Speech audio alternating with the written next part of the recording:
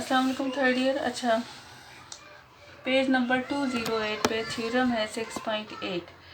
If A and B are two independent events, then probability of A intersection B is equal to probability of A into probability of B। आपने prove क्या करना है? अब ये जितने थोड़े छोटे छोटे से ये थ्योरम्स मैं अभी जो आपको करवाऊंगी, इन सब में हमने एक कंडीशन जो है वो मस्ट लेनी है कि A and B are independent. ठीक है, if A and B are independent events, तो इंडिपेंडेंट इवेंट्स में हमें ये पता है कि probability of A given B जो है वो प्रोबेबिलिटी ऑफ ए की इक्वल होती है। वी नो दैट, आप लिखेंगे we know that the probability of A given B is equal to probability of A and probability of B given A is equal to probability of B. ठीक है, तो according by putting this value, सही, आपके पास A intersection B का formula क्या हमने किया था मल्टीप्लिकेशन लॉ में, प्रोबेबिलिटी ऑफ ए, बल्कि इसके बजाय मैं इसको नीचे ही लिख देती हूँ, probability of A intersection B जो है वो आपके पास इक्वल होता है probability of A into probability of B given ए।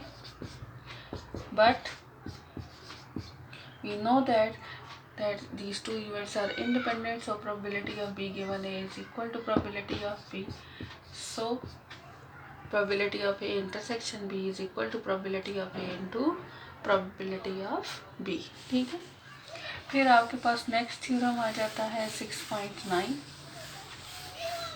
इसमें क्या है, if A and B are two independent events in a sample space S. ठीक है, अब उन्होंने क्या कहा है कि A and B are two independent events, then show that the A and B complement are independent. पहला क्या है, A and B complement are independent. इन थ्योरम का पर्पस क्या है कि अगर ए और बी इंडिपेंडेंट हैं तो उनके कॉम्प्लीमेंट्स भी आपस में इंडिपेंडेंट होंगे।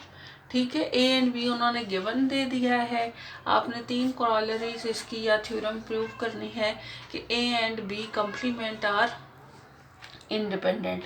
ए जो है, अब ये मैंने इसीलिए बनाई थी कि ए आपके पास किन दो इवेंट्स को मिला के बन रहा है, ए इंटरसेक्शन बी और ए इंटरसेक्शन बी कॉम्प्लीमेंट को मिला के बन रहा है।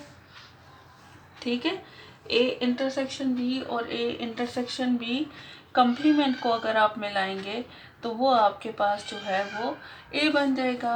ए is equal to A intersection B plus ए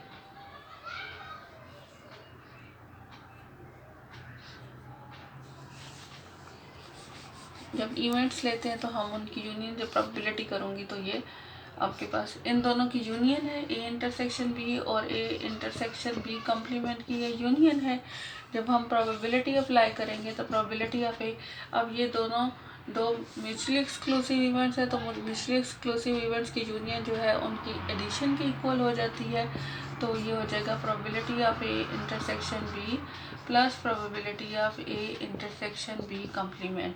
अगर probability of A intersection B complement को हम लेफ़्ट साइड पे ले जाए, इसको इधर ले आए या इसको इधर ही रहने दें, इसको लेफ़्ट साइड पे ले जाए, तो probability of A minus probability of A intersection B is equal to probability of A intersection B complement. इसको आप लिख सकते हैं probability of A intersection B complement is equal to probability of A minus probability of A intersection B. We know that A and B are independent. ठीक है, ये condition हर एक में हमें पता है, जब ये इंडिपेंडेंट होगी तो इनकी इंटरसेक्शन किसकी इक्वल होती है, probability of A into probability of B. इसमें से प्रोबेबिलिटी ऑफ ए को कॉमन ले लें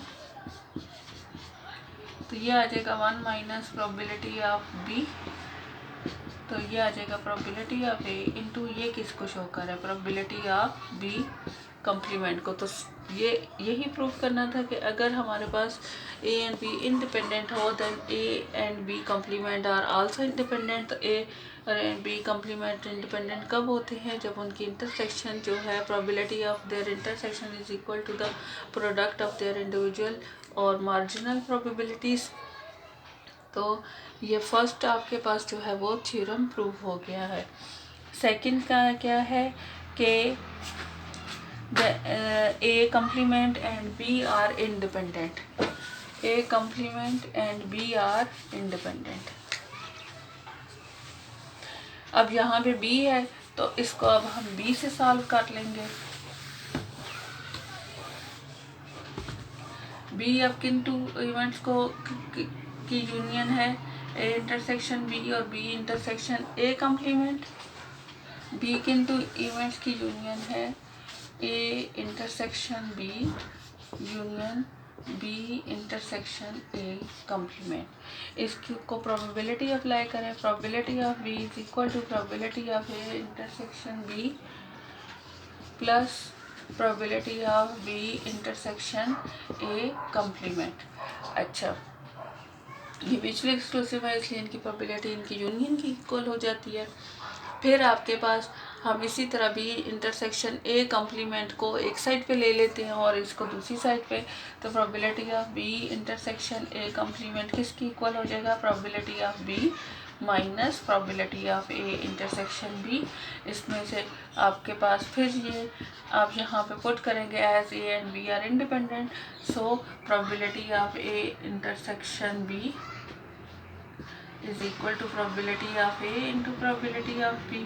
इसको आप यहाँ पे पुट कर देंगे, probability of A into probability of B. Probability of B को कॉमन ले लें तो ये आ जाएगा 1 माइनस प्रोबेबिलिटी ऑफ ए, तो ये आ जाएगा प्रोबेबिलिटी ऑफ बी इंटू ये किसकी इक्वल है, प्रोबेबिलिटी ऑफ ए कम्प्लीमेंट। यही आपने प्रूव करना था। अब जो थर्ड है, थर्ड क्या है कि A complement and B complement are independent.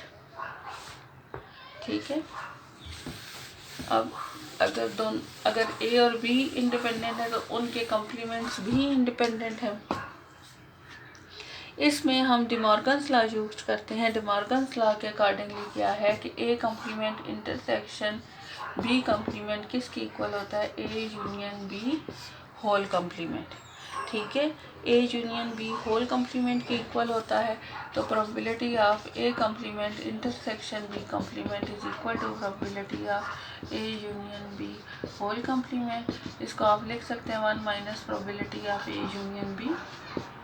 ठीक है, ये चीज़ लिख सकते हैं ना। ए यूनियन बी को फार्मूला से ओपन करें, 1 minus probability of A plus probability of A union B किसकी इक्वल होती है, probability of A plus probability of B minus probability of A intersection B. अब इसको माइनस को इनसाइड द ब्रैकेट मल्टीप्लाई कर दें, 1 minus probability of A plus probability of B minus की जगह सॉरी ये minus inside the bracket multiply हो रहा है तो ये minus probability of A minus probability of B और plus probability of A intersection B. As we know that the A and B are independent, so their combined probability is equal to the product of their individual probability, probability of A into probability of B। इसमें से आप 1 common ले लें और इसमें से आप minus probability of B को कॉमन ले लें, तो यहाँ पे क्या आ जाएगा 1 माइनस इधर क्या आ जाएगा प्रोबेबिलिटी ऑफ ए। ठीक है, तो आप इनको 2 फैक्टर्स की फॉर्म में लिख सकते हैं, 1 minus probability of A into 1 minus probability of B. 1 minus probability of A किसकी इक्वल होता है, प्रोबेबिलिटी ऑफ ए कम्प्लीमेंट के, और 1 माइनस प्रोबेबिलिटी ऑफ बी किसकी इक्वल होता है, प्रोबेबिलिटी ऑफ बी कम्प्लीमेंट के। तो ये आपके पास थर्ड लॉ भी प्रूव हो जाता है।